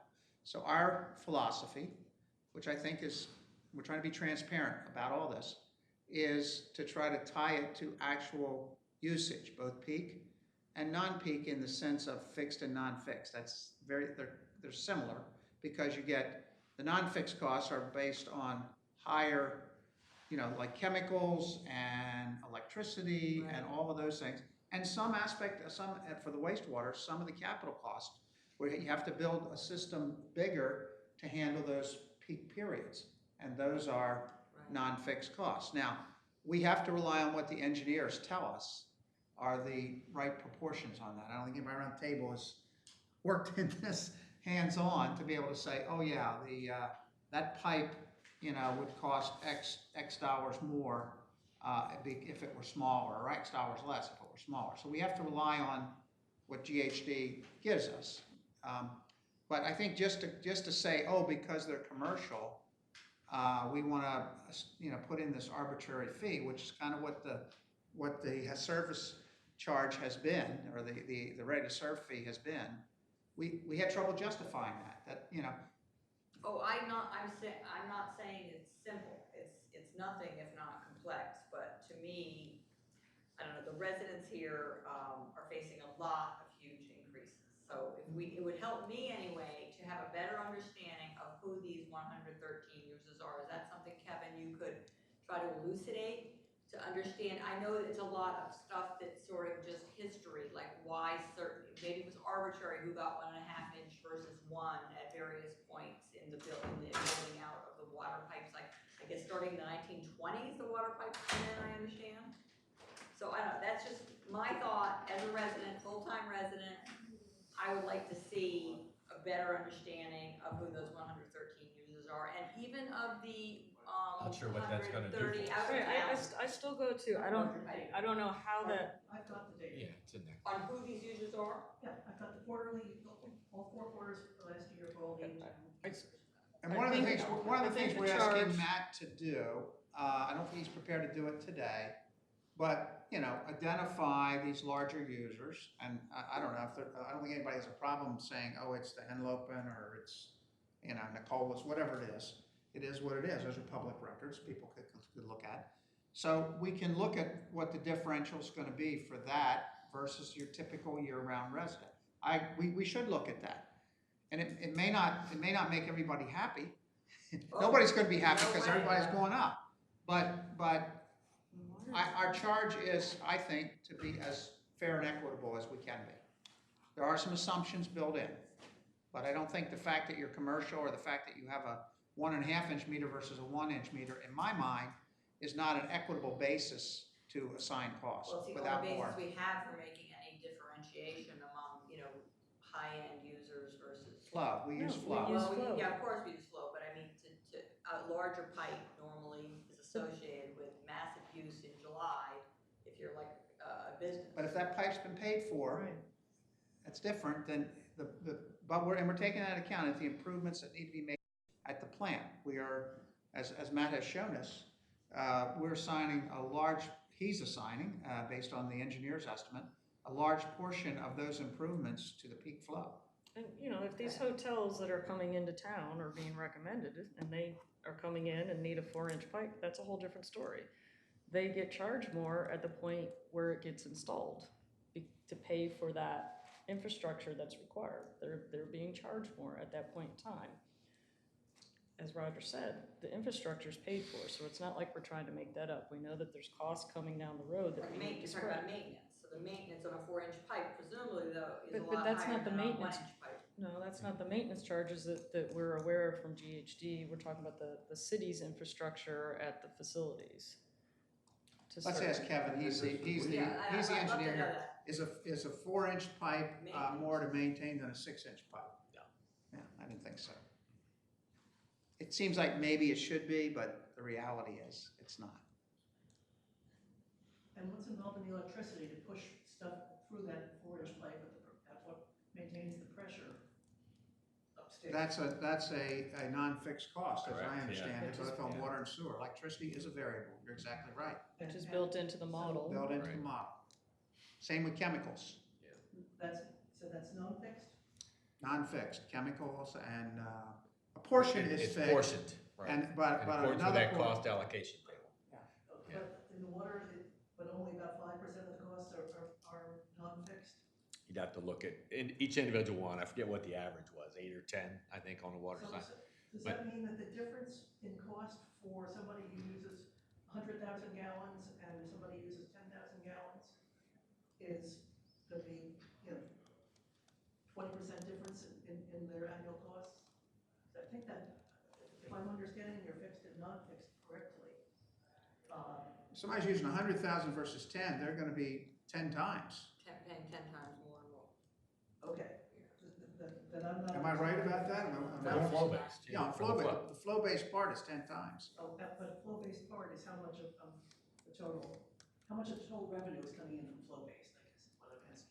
Well, it kind of depends on what we wind up doing with ready to serve. Right, but most of it, presently, it's most of it. Yeah, if we make the ready to serve equal for everybody and only 4 times a year, I would say what, 75% is gonna be flow-based? I don't know, Matt could tell us. But it's gonna be a large portion, it's gonna be flow-based. A larger than half the portion, clearly, Way larger. yeah. Good question, though. Oh, because I think Paul said back in January that he was looking for something like 15% flow-based and 85% fixed. If we're still on that course, then. No. Well, water is different than wastewater, and the first couple years before you incur all the cost on wastewater, the differential's not that much. But when you look at what happens once they have to make all the improvements to the plant, that's where they start to separate. I don't know why I'm calling on Yeah, everybody. right. I'm not in charge. I can see. Well, this is such a complex issue, so many factors that can be jimmied around one way or the other. And I know, I hear you all trying to be fair and equitable, that's what everybody wants. And it's really hard to figure it out in such a complex system. And I think I get a feel that when these issues comes up, it's sort of like, well, have everybody pay the same rate or pay the same fee. If we charge everybody the same, Per that's gallon. equitable. But actually, when you read utility experts, that's not equitable. Charging an average rate through the year when you've got a definite peak in demand or seasonal is not fair, it's not equitable. And I've been trying to read up on this to understand it. And every time, so far, what I've been reading from the experts is, if there's a seasonal peak, fair is the most equitable thing, is doing a peak charge, okay? Now, and I also hear that as far as the ready-to-serve fee, that everybody pays the same ready-to-serve fee. But that ready-to-serve fee is pretty arbitrary and has been raised, etc. But I want you to think about that, because that and I Kevin, I think you were saying on the sewer side, the ready-to-serve fee is like $125 a year, something like that. And now there's gonna be a ready-to-serve fee for the water, right? I haven't heard that figure yet for the new one. But when you look at it, all users are lumped together. So here you have people who use 4,000 gallons or less a year. And you have people, and the 1-inch pipe accounts for residential, rentals, and business and commercial. There are a lot of commercial people on the 1-inch, okay? But you're gonna charge the same ready-to-serve fee whether someone uses 4,000 gallons a year or they use 100,000 gallons a year. There's some using 100, not more than 100, they're using 500,000. There's even some using 1 million gallons a year. And you're going to charge the same ready-to-serve fee. Now, a lot of those people are just living an average day life, and that's just a basic necessity of water. All the other big users, they're running a business. They're making a profit. They have a means of recouping their costs, okay? So in a way, if you're charging everybody the same flat fee, it's regressive. You're charging the small user the same flat fee as you do a huge user, okay? So that's kind of a regressive system. But here's the other thing that hasn't been factored in to look at, that the small users are not just residential people. The other small users are small businesses. You think about all the retail shops on Rehoboth Avenue. They don't have a public restroom. Right. Some of them maybe don't even have a janitor's closet. Now, if they have an account, they're going to have to pay that high, ready-to-serve fee when they may use very little water. Okay, so I just want to point out that the small businesses are going to be hurt, just like the small residential users. We're in the same situation, that we don't use a lot of water, but more and more costs are being burdened onto us. We're talking $113 a year, or So- 115, 20. Maybe ready to serve is a misnomer in our case. Maybe, I think it used to be called administrative. Yes. Because I think what people envision ready to serve, we gotta have these big pipes and this big capability. No. Let me finish. So we have built that concept in of capacity and being able to serve people into the flow rate fee, so that the peak users are paying, are gonna be paying more than, peak is not the right, but the large users, because we have the non-fixed element in there, because of their higher usage, are gonna be paying a lot more than the small users. The small business said they don't have a restroom, their flow fee their flow rate is gonna be minimal, and so the charge will be minimal. I think, isn't the ready-to-serve fee we're calling it now, isn't that based on recovering what we call the administrative costs? Yes. Of Yes. keeping an account, of reading a meter, of billing. That's the same regardless of whether you're a big guy or you're a little guy. You get the bill. I know, that's what it should be. It should be, And that's how what- much did it That's cost? what it is. That's what we've set it up to be. Okay, I kind of. So ready to feel serve like- is maybe a misnomer if people are thinking of it, it has to be big to, Well, I sort of had a feeling like there was a thought, just to be able to have access to the service, just to help contribute to the overall cost of the service, there should be some ready to serve, that there's, and to charge that so there's a steady flow of income and to contribute to the overall thing. So I had a feel that it was beyond just what it costs to read a meter and send out a bill. It's designed to be the administrative cost. Well, why can't it make money? Well, because It it needs is, to make money to cover the times when you need the money. well, okay, but I'm just concerned, if more money gets put that way or gets shifted with all these changes to people who are here year-round or smaller users, it's hurting businesses, it will hurt businesses, it's unfair to the smaller businesses, it's not, and also, that's a concern. Plus, the other thing is, really, as I read this information, flow is not your only cost. Like how much you put through the system is not the only cost. And the other cost is how fast do you have to send that flow? How big are your motors? How big are your pumps to send out a million gallons a day rather than 500,000 gallons a day? So again, that is the demand factor, and that does cost more to send that. And Takes more electricity, and it takes more than that. It takes. what more does it take? Maybe we're No, missing okay, something. I told you, No, well, one but thing, it's already cared for because we're looking at, we have to have a system that can handle the demand peak.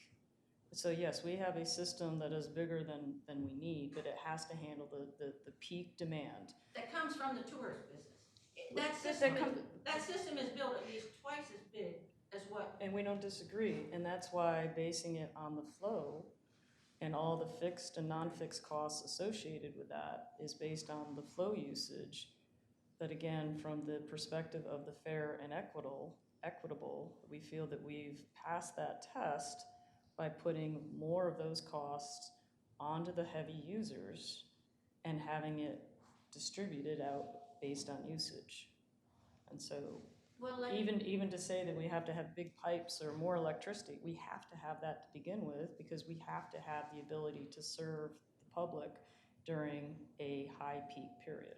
we have to have that for the businesses. The residents don't need that. Property owners don't Well, need even that. the Yes. restrooms by the bandstand, But the our- residents use those, so our- a lot of things well, are. And aren't the not residents, everybody. and many of the residents are our businesses. I mean, Right, I don't, it was never our intent to pit one group against another group. right. It was to look at this from a holistic perspective and say, how can we, again, equitably and fairly distribute the cost of the system that we need to have? And yes, we've taken into account the businesses, we've taken into account, I think we tried to take into account commercial people, the residents, whether they're full-time, short-time, if they're rentals. And what came out is, if we looked at flow and we looked at usage, that became the most common sense way to distribute the Well, it's costs. common sense, but I don't know that water's common sense because Walter, I go say, ahead. Yeah. I think the terminology is production and distribution. The whole set, one other element that our community, generally speaking, communities are also rated very highly. The highest level we can get, right, because we don't have a paid fire company. But another element that's thrown in the middle of this that nobody thinks about is the distribution system. Because of the distribution system, everybody in the area's fire insurance is less. That's a thing that's thrown up there out of the way. Nothing in here is really going to disenfranchise people when some people are paying $6,000 a week to stay in these houses, and somebody else comes in, maybe in the winter or whatever. You guys need to move forward.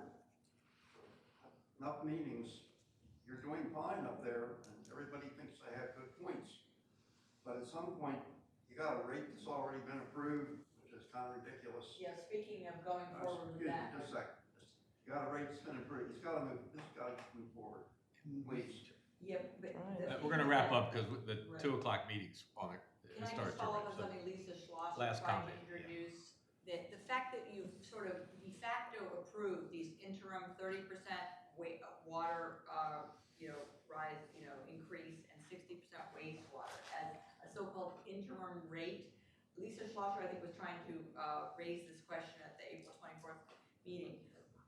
I and many of my neighbors are extremely uncomfortable because once one sort of approves something temporarily, it de facto becomes what everyone, let's say the mayor and commissioners sort of think has been approved. And I'm really concerned about that, and I'm wondering if there's consideration given to the fact that there are still more utility working group meetings yet to be held, why we're sticking to that for the April 1st, which is now retroactive, April 1st, 2019 rates, or whether it's time to sort of put that aside until we, until some. Just real quickly, because we have to July go. 31st. The issue became that we have these bills to pay, start paying back these huge interest payments. Understood. That if we miss this quarter, we factor that into increase in revenue in that quarter factors into the equation.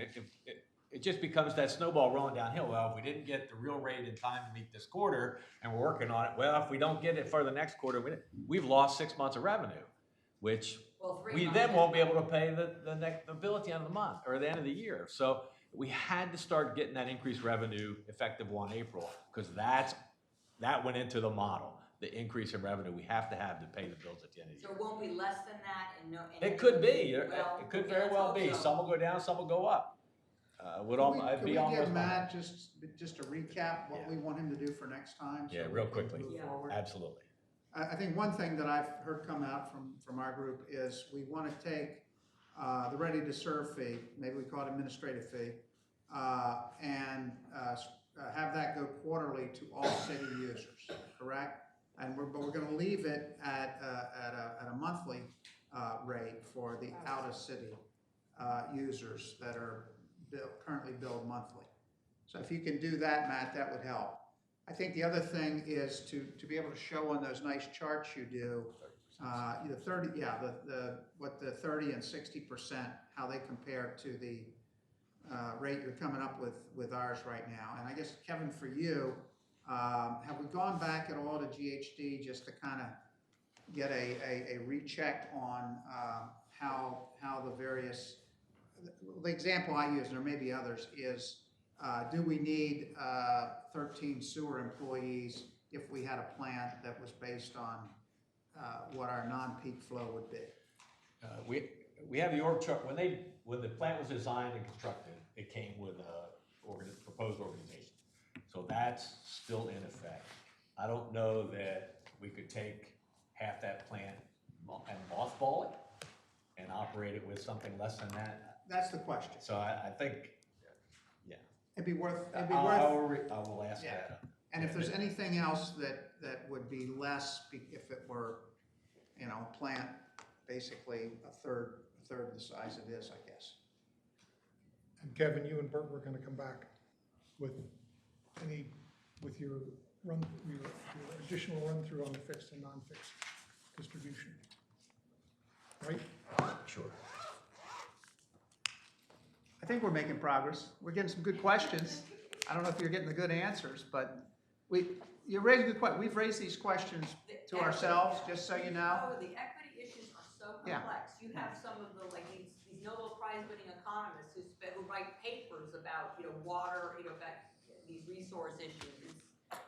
There's nothing simple about it, absolutely. And some of the books you're talking about, early on, we got the manuals and we poured through them, we poured through other systems, so not everybody does it alike. Yeah, they don't, but And I've been getting, I appreciate you Sure. looking at this and listening. I Yeah. appreciate it. Well, no, Matt, we all appreciate it. yeah, our next meeting is Tuesday at 1 o'clock back here. Thank All you. right, thanks, everybody. Thanks a lot.